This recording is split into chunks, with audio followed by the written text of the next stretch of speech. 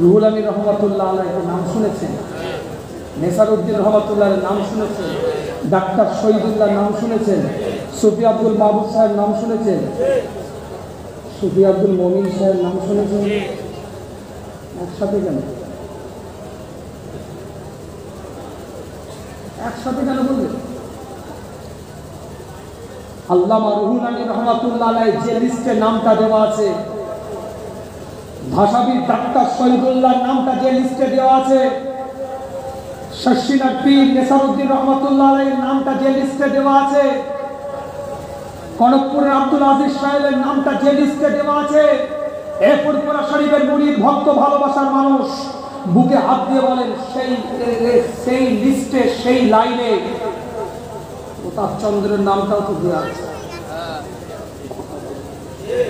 মুফতি আলেম মুহাদ্দিস প্রতাপ চন্দ্র হয়ে এসে বসে আছে। মুহাদ্দিস হয়ে বসে আছে, কথা বলেন না। রুহুল আমিন রহমাতুল্লাহ মুহাদ্দিস, হাদিসে হাদিস সব আছে, ডিগ্রি আছে, সব ঠিক আছে, মেনে নিলাম। নেসারউদ্দিন রহমাতুল্লাহ ডিগ্রি আছে, সব মেনে নিলাম। আর ডাক্তার শহীদুল্লাহ ভাষাবিদ ডিগ্রি আছে, সব মেনে বলেন বুকে হাত দিয়ে প্রতাপ চন্দ্র হয়ে বসে আছে। প্রতাপ চন্দ্র হয়ে বসে আছে তো, একদিকে নেসারউদ্দিন রহমাতুল্লাহ, একদিকে ডাক্তার শহীদুল্লাহ, একদিকে কনকপুরে আব্দুল আজিজ সাহেব, একদিকে সুফি আব্দুল মাহবুব সাহেব, তরিকাতের বড় হাস্তি মানুষ, আহলে তাসাউফের ব্যাপার, আহলে কাশফের মানুষ বলতে আছে, মাঝখানে প্রতাপ চন্দ্র সেন সুফি আব্দুল মমিন হয়ে বসে আছে। মনে রাখবেন, যে কাতারে রুহুল আমিন রহমাতুল্লাহ আলাইহির নামটা লেখা আছে, যে কাতারে ডাক্তার শহীদুল্লাহ নামটা লেখা আছে, যে কাতারে কনকপুরে আব্দুল আজিজ সাহেব রহমাতুল্লাহ আলাইহির নামটা লেখা আছে, যে কাতারে নেসারউদ্দিন রহমাতুল্লাহ আলাইহির নামটা লেখা আছে, যে কাতারে সুফি আব্দুল মাহবুব সাহেবের নামটা লেখা আছে, আজকে দরবারে বসে দায়িত্ব সহকারে বলছি, সেই লাইনে সেই লিস্টে সুফি আব্দুল মমিন সাহেবের নামটাও লেখা আছে। কারণ আল্লাহ ওলিরা দরবারে এসেছে, সবাই দেখছে, আলেম মুহাদ্দিস মুফাসসির আর মুজাদ্দিদ জামান দেখছে, এ তো প্রতাপ চন্দ্র সেন ইলমে লাদুন্নি ফায়েজটা দিলেন, তরিকাতের ইলমে লাদুন্নি ফায়েজটা দিলেন। ইলমে লাদুন্নি ফায়েজ দেওয়ার সঙ্গে সঙ্গে ইলমে তাসাউফের লাইনে আহলে কাশফের মানুষ সঙ্গে সঙ্গে ইলমে লাদুন্নি ফায়েজে আমার আল্লাহ তকওয়াকে বুলন্দ করে রুহুল আমিন রহমাতুল্লাহ আলাইহি যে লিস্টে নাম, সে লিস্টে সুফি আব্দুল মমিন সাহেব।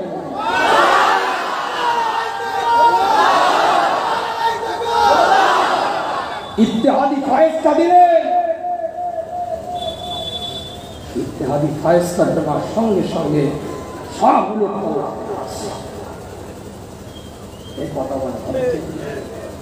এটা হচ্ছে আল্লাহর ওলিদের সব থেকে বড় আল্লাহ পাক একটা নিয়ামত দিয়েছে, অযোগ্য ব্যক্তিদেরকে যোগ্য বানিয়ে। খাজা বাকিরুল্লাহ নাম বাই ছিল, রাবণী ছিল, তো সংক্ষেপে বলছে, খাজা বাকিরুল্লাহ রহমাতুল্লাহ আলাইহির নাম বাই রাধুনি। এটা রান্না করে দিয়েছে খুব ভালো করে। কেন? ওটা রাত্রেবেলায় মেহমানের শুনেছে, রান্না পরের দিন দেখেছি, কি গো কি নিবে? নাম বাই রাধুনি বাবু বলে ফেলেছে যে হুজুর আপনার মতন মানবে। লাদুন্নি ফায়েজ দিয়েছে, ইত্তেহাদি ফায়েজ দিয়েছে, রুহানি তাওয়াজ্জু দিয়েছে। রুহানি ফায়েজটা দেওয়ার সঙ্গে সঙ্গে চেহারা সুরাতেও খাজা বাকিরুল্লাহ হয়ে গেছে।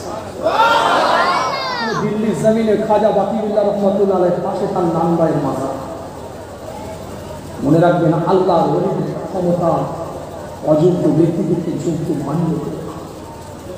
কি নাম আছে আমাদের? কি নাম আছে? যা কিছু হচ্ছে সব দোয়াই, যা কিছু হচ্ছে সব দোয়া। আল্লাহ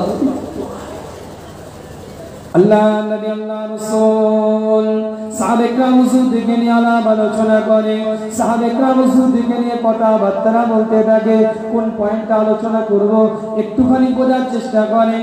আল্লাহ পাক কি নিয়ামতটা দিয়েছিল, কি মর্যাদাটা আল্লাহ পাক হুজুর কেবলাকে দিয়েছিলেন, সাফজান হুজুর কেবলা আল্লাহ পাক কি মর্যাদা দিয়েছিলেন, কি মর্যাদা দিয়েছিলেন। দু আল্লাহ নবী আল্লাহ রাসূলের হাদিসটাকে বলি, তারপরে ওই দিকে আলোচনা করব। একটুখানি বোঝার চেষ্টা করেন। নবী মুহাম্মদুর রাসূলুল্লাহ সাল্লাল্লাহু আলাইহি ওয়াসাল্লাম সাহাবা ইকরাম হুজুরদের নিয়ে আলাপ আলোচনা করে। আল্লাহ নবী সাহাবা ইকরাম হুজুরদের দিকে লক্ষ্য করে ইলহাম করে দেন, মুমিনের দ্বিতীয় শর্ত, এক নম্বর শর্ত হচ্ছে ওই ব্যক্তিটা কোনোদিন হায়াতকে পছন্দ না করে মৃত্যু আল্লাহ দিদারকে বেশি পছন্দ করবে। আর দ্বিতীয় নাম্বার পয়েন্ট হচ্ছে আল্লাহ পাক কি নিয়ামত দিয়ে থাকে।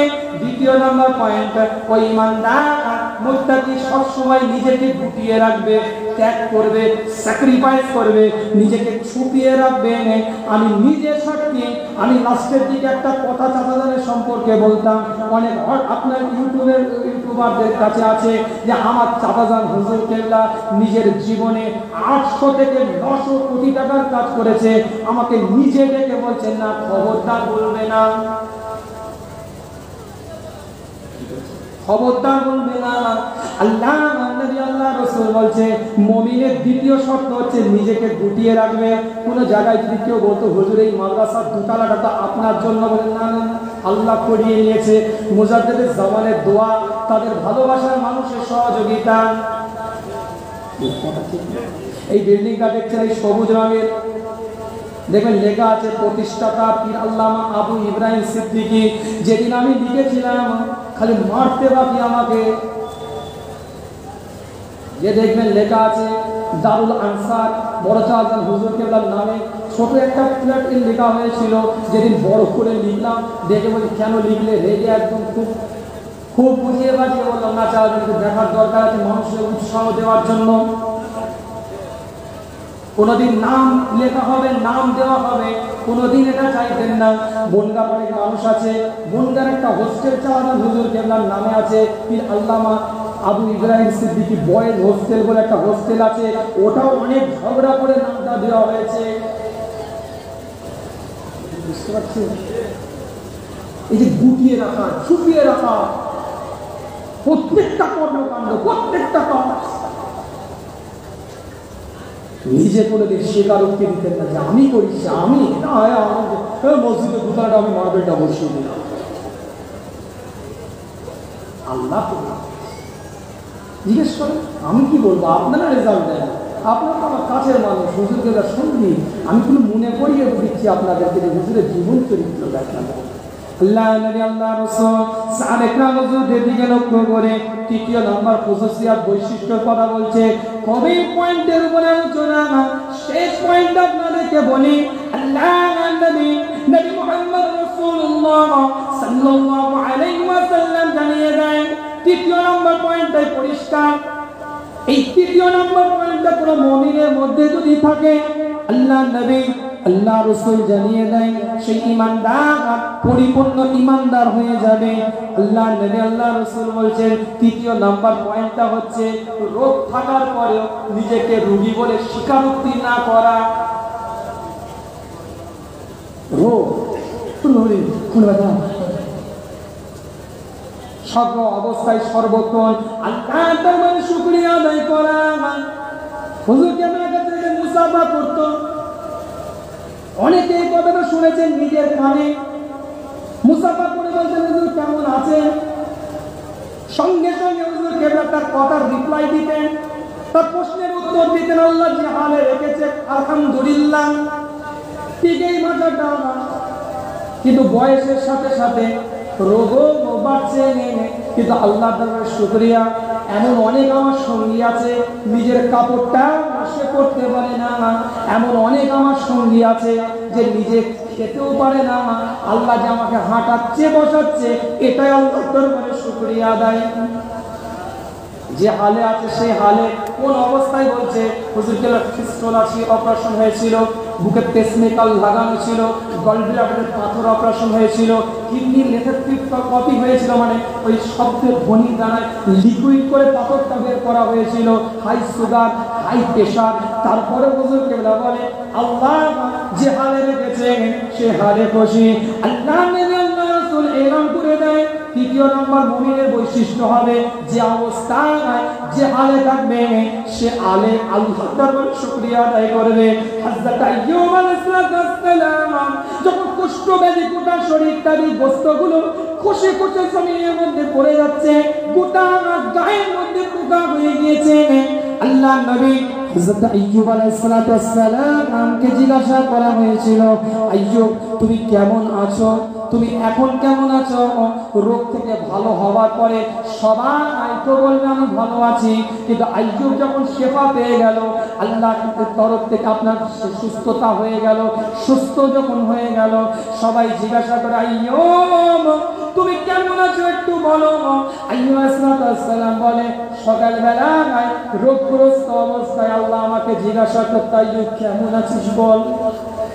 এই যে জিজ্ঞাসা করতো, এইটা চিন্তা করতে করতে সারাদিন আমি কাটিয়ে দিতাম, আমার ব্যথা যন্ত্রণা কষ্ট কিছুই অনুভূতি হতো না। আবার রাত্রে বেলা খোদা আমাকে জিজ্ঞাসা করতো আইয়ুব কেমন আছিস তুই আমাকে একটু বল। ওই কথাটা চিন্তা করে সারা রাত আমি কাটিয়ে দিতাম, আমার ব্যথা চেতনা কোনো রকম অনুভূতি আমার হতো না, আমার রোগ ভালো হয়েছে, কিন্তু আমার আল্লাহ তো আমাকে আর জিজ্ঞাসা করে না।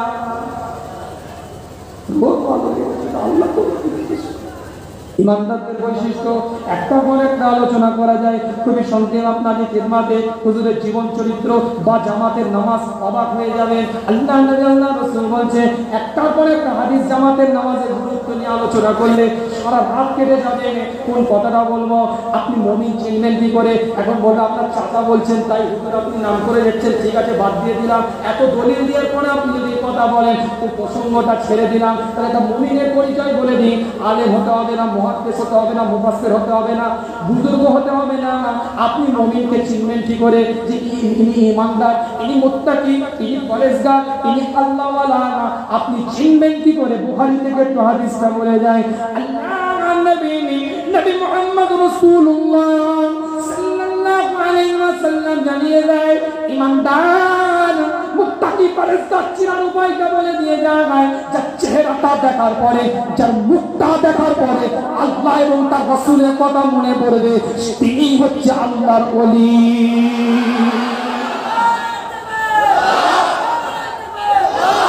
যার চেহারাটা দেখার পরে আমলিয়াতে জিন্দেগি করতে মন চাইবে, তিনি হচ্ছে আল্লাহর ওলি।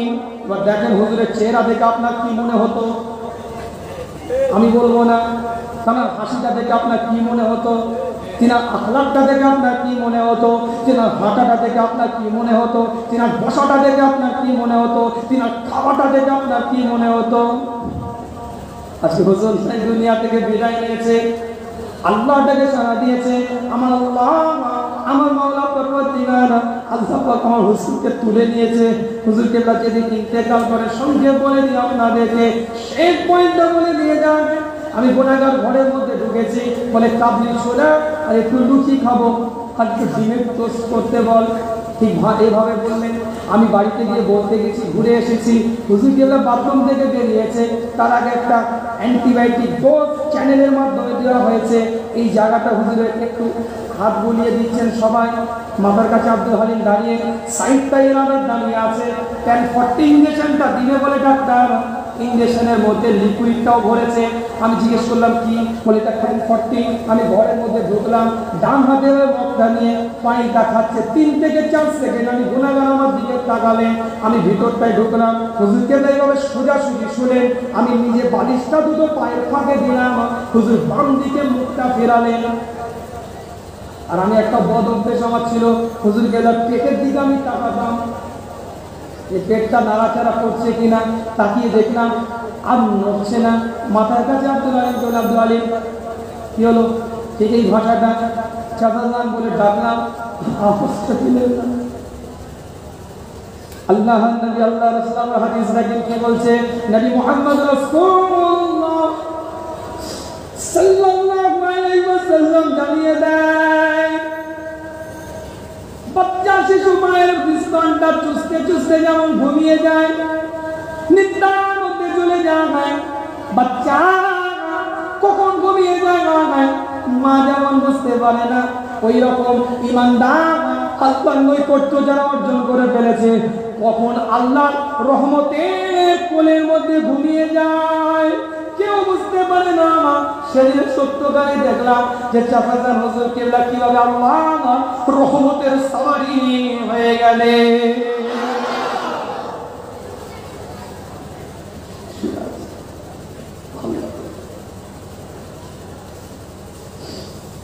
চাচি আম্মা জানার এই ব্যাপারটা কি করে হবে? 3 দিন আল্লাহ আল্লাহ জিকির হয়েছে, 3 দিন। বৃহস্পতিবার রাত থেকে আল্লাহ আল্লাহ জিকির, আমার দাদি জানার আল্লাহ আল্লাহ জিকির হয়েছে, নিজের কানে শুনেছি। চাচি আম্মা জানে আল্লাহ আল্লাহ জিকির, ডাক্তার মাকড়া সব বলছে, ভিতর থেকে আল্লাহ আল্লাহ, ভিতর থেকে আল্লাহ আল্লাহ হচ্ছে, জীবন হচ্ছে না, কিন্তু অন্তর আল্লাহ আল্লাহ জিকির করছে। আজকে যার মাহফিল এসেছেন আল্লাহ হযরত বড় হুজুর পীর কেবলা রাহমাতুল্লাহ আলাইহি ইন্তেকালের আগে কোমায় চলে গিয়েছিলেন, স্পষ্ট দায়িত্ব সহকারে বলে যাচ্ছি, সেন্ট মেরিজ হসপিটালে ভর্তি, হুজুর কেবলা কোমাতে চলে গিয়েছিলেন, শরীরের সব অঙ্গ পতঙ্গ স্তব্ধ হয়ে গেছে, নিস্তব্ধ হয়ে গেছে, কোনো নড়াচড়া করছে না, কিন্তু শরীরের হার্টবিটের বুকের ভিতর থেকে আল্লাহ আল্লাহ উচ্চারণ করে। চাচি আমাদের নেতাজি সুভাষ হসপিটালে ভর্তি আছে, সুভাষচন্দ্র, 3 দিন শ্বশুরেরও আল্লাহ আল্লাহ জিকির, কোন নরম চরণ নেই অন্তর দিয়ে। চাচি আমরা জানেন আল্লাহ কবুল করে নিয়েছে। কি চেহারা চাচাজান হুজুর পীর নূর নূর আলো, 6টা জ্যোতি।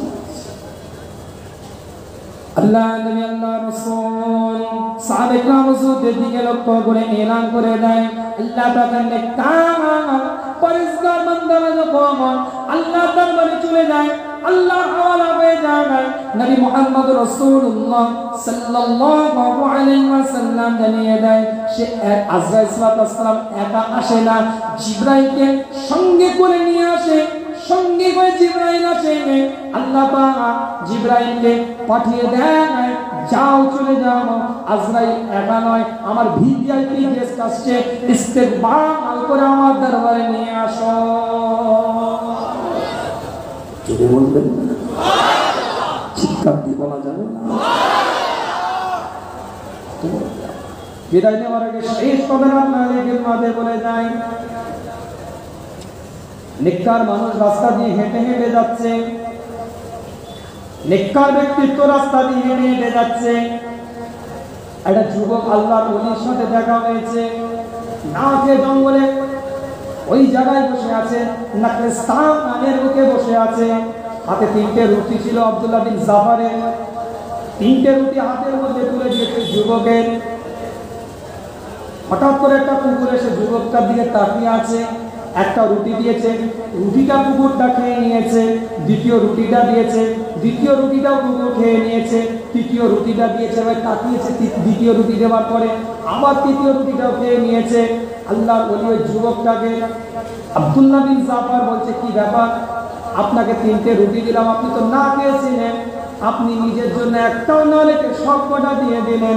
বলে কুকুরটাকে যখন একটা রুটি দিলাম, দ্বিতীয়বার যখন সে আমার দিকে তাকালো, আমি চিন্তা করলাম ক্ষুধার্ত অবস্থায় আছে, তাই দ্বিতীয় রুটিটাই দিয়ে দিলাম। তৃতীয়বার আমার দিকে আবার তাকিয়েছে, আমি চিন্তা করলাম ওর ক্ষুধাটা পেটটা ভরে নেই, ক্ষুধাটা নিবারণ হয় নাই, তৃতীয় রুটিটাও আমি তাকে দিয়ে দিলাম। তৃতীয় রুটিটা খেয়ে যখন সে চলে গেল, এর দ্বারাই বোঝা গেল তার তৃতীয় রুটিটা খাবার পরে পেটটা পরিপূর্ণ ভর্তি হয়েছে। আল্লাহ যুবকের দিকে তাকিয়ে বলে, তাহলে এখন আপনি কি করবেন, আপনি এখন কি অবস্থায় কাটাবেন? কি কথা বলছে আল্লাহর ওলি, চিন্তা করেন। আল্লাহর ওই মাখলুকটাকে 3টে রুটি খাইয়ে পেটটা ভরিয়ে দিয়েছি, এই শুকরিয়া আদায় করে আমি সারা দিন কাটিয়ে দেব। হুজুর কেবলা বিরাট কোটিপতি ছিলেন যে ব্যাংকে এত টাকা আলমারি খুললে ক্যাশ পেয়ে যেতেন না, না এত কর্মকাণ্ড করেছে, সব কষ্ট করে মেহনত করে পরিশ্রম করে দাঁড় করিয়ে দিয়েছেন। আলোচনা বোঝার চেষ্টা করেন, তারই মধ্যে দিয়ে কত মানুষের খিদমত যে করেছেন তিনি। আজকে গ্রামের বুকে বলে যাচ্ছি, এই গ্রামে এই আমাদের এলাকায় আত্মীয় স্বজনের মধ্যে এমন অনেক গরিব ছিল, রাতের অন্ধকারে হুজুর ব্যাগে করে বাজার করে পৌঁছে দিতেন, কারোর চোখে দেখতে সে পেত না, তার বাড়িতে সে খাবারটা পৌঁছে যেত। এরকম আমার অনেক আত্মীয় স্বজন, অনেক আমার গ্রামে, অনেক আমার পরিবারের এলাকার মানুষের সাথে কথা বলেছি। আপনার চাচাজান হুজুর কেবলা আমার বাপ মারাও যাওয়ার পরে 6 মাস বাজার করে দিয়েছে।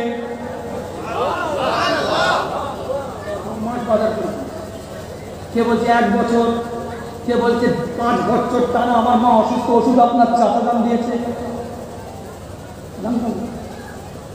এখানে হাদিসের উপরে আমল, ডান হাতে আব্বা দান করতেন, বাম হাত জানতে পারতো না। হাদিসের উপরে আমল, লকডাউনে আমি চাল দিচ্ছি, চালান বলছে ফেসবুকে আমার দিতে যাও, ফেসবুকে দিতে যাও দিচ্ছ।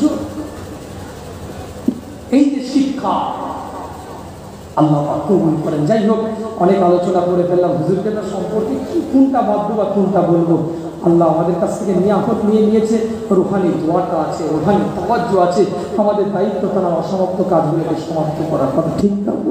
আল্লাহ পাক সকলকে সহি বুঝ দান করেন, নিয়ামতের দ্বারা পরিপূর্ণ করেন। কেন আজান হবে, তারপরে ইনশাআল্লাহ জামাত হবে, ধারাবাহিকভাবে আলোচনা শুনবে। আসেন নবীর সামনে দাঁড়িয়ে একটু সালাতুস সালাম, তারপরে আপনাদের খিদমত দিয়ে বিদায়। ইয়া নবী সালাম।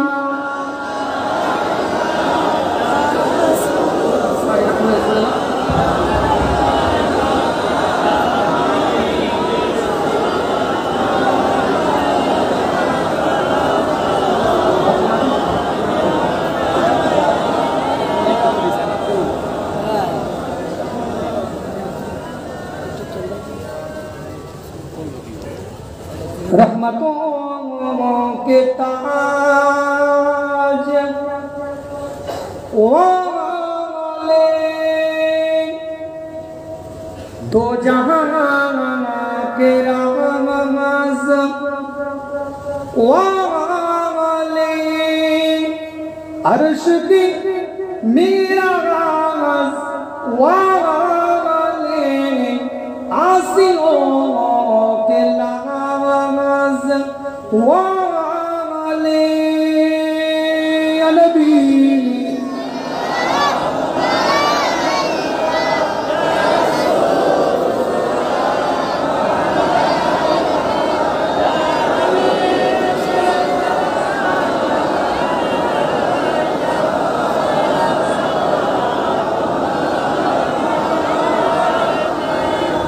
अमन नबी अशीलेंगे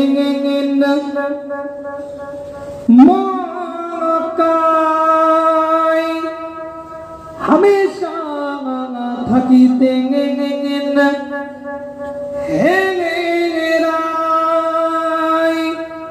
कादिदिन उम्मा तेर माया एखोनो कादेंगे मोदीना, या नबी या रसूल या हबीब,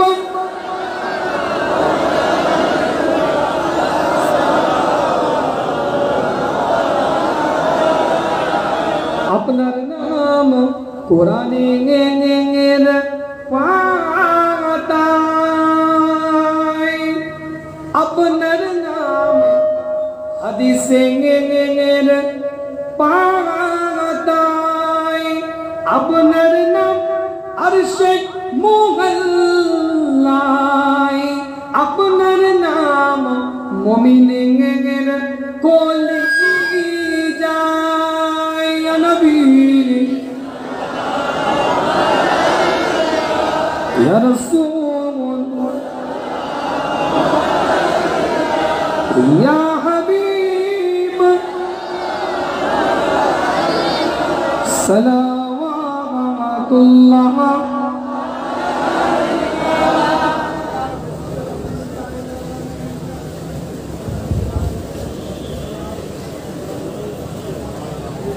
সকলে পড়েন বালাগাল উলা বিকামালিহি كشف الدجى بجماله حسنت جميع